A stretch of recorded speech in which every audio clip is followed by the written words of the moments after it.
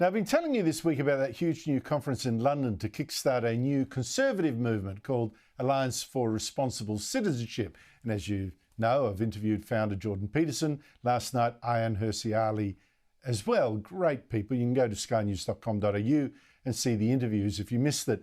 Well, there are also a lot of Australians there, including Prime Ministers John Howard, ex-Prime Ministers John Howard and Tony Abbott, and politicians such as National Senator Matt Canavan, Bolt Report regular and former Resources Minister. Matt, great to see you. I'm starting to feel sorry I didn't go myself, because particularly since the Israel trip I was going to go on is looking a bit iffy now.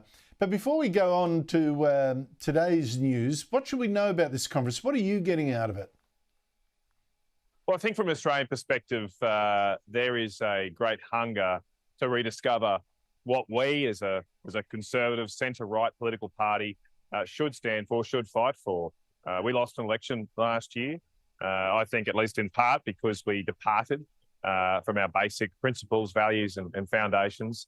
And when you don't jump off a solid foundation, you're not going to go very far. So if nothing else, I think this is hopefully putting some steel back in the spine of some of my colleagues, which we'll bring back to Australia, and obviously also use the example of The Voice. Jacinta Price is here as well. She's got a rock star welcome, of course, and we've really got a solid basis and foundation for that. On a more specific matter, I think the other thing that is very, very obvious here is there is a building backlash against the radical net zero agenda. And as a centre-right party, as a conservative movement, we can't credibly stand behind any form of socialism, Andrew, including the radical green form of socialism, which otherwise masquerades as net zero emissions. I mean, net zero emissions is all about putting a massive handbrake on our nation's ability to develop our own energy resources for our own use. And we need to release that handbrake, get rid of net zero emissions, so that we can once again be a country of energy abundance. We can lower power bills for struggling Australian families, and we can keep and hopefully build the great Australian industries that provide so much wealth to our nation and also allow us to protect our wonderful country. Well, it's interesting you mentioned that. I mean, I'm glad you say it's going to stiffen the spines, but unfortunately the politicians I see there don't need spine stiffening. There's Abbott, there's you, there's Jacinta Price, James Patterson, Andrew Hastie. If only you could bring over some of your other colleagues, that might be interesting. How about Simon Birmingham? But to bring those two things together, fighting for a principle and then the green energy stuff. At the top of the show, I mentioned all the revolts now going on around the country against wind farms. At the same time, the polls are showing a lot of support for nuclear power instead. Now, this is an issue that the Liberals have run away from for a long time. They're now coming back to it just under Peter Dutton, and large part, thanks to the Nationals. Should the opposition actually go further, make this a big issue in the election, go in harder with a definite promise to drop the ban on nuclear at least, and maybe even invite bids to build a nuclear power station? What do you want to see? Well, the short answer is yes, Andrew, and the slightly longer answer is just before I came here, I was at our political party conference, the LNP conference, and we passed a resolution to impose a moratorium on large-scale solar and wind while we make sure we can protect our environment, protect farmers' interests, protect prime agricultural land, get the regulations right. They're clearly not in place right now, and that's why you've got this revolt coming from the bush about these large industrial projects.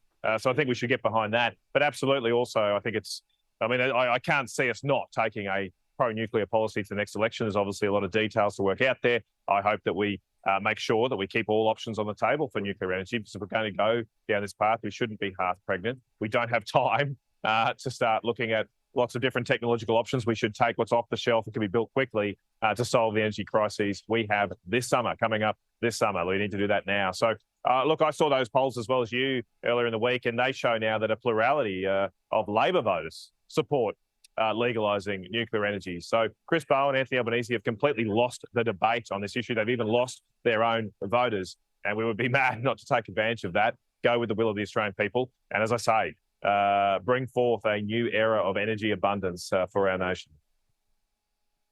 Yeah, they've lost the debate even before it's properly started. I find that amazing that the resistance has fallen over so fast.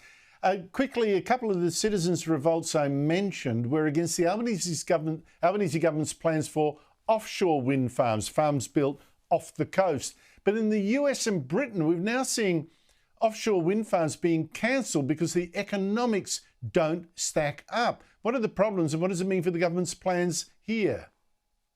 Yeah, look, we're attending this party, if you want to call it that, the offshore wind farm party, when everyone's gone home. There's no one left. And here in the UK, they've just had an auction for offshore wind farms. There were no bidders. They had no one bidding for the subsidies, the large subsidies that the UK government was on offer, principally because of those escalating costs for offshore wind. So it's not clear how these will even get going in Australia with that lack of investment around the world. But once again, like with their onshore cousins, the offshore wind farms have huge environmental issues. We've heard from Michael Schellenberger here, an energy expert in the United States, and he's shown that these offshore wind turbines in the east coast of the United States have caused a doubling of whale beachings over the past 10 years. So, again, I find it strange, Andrew, that I'm here before you defending the koalas from wind turbines offshores. I'm trying to save the whales from these radical greenies who want to kill them with offshore wind turbines. But here we are.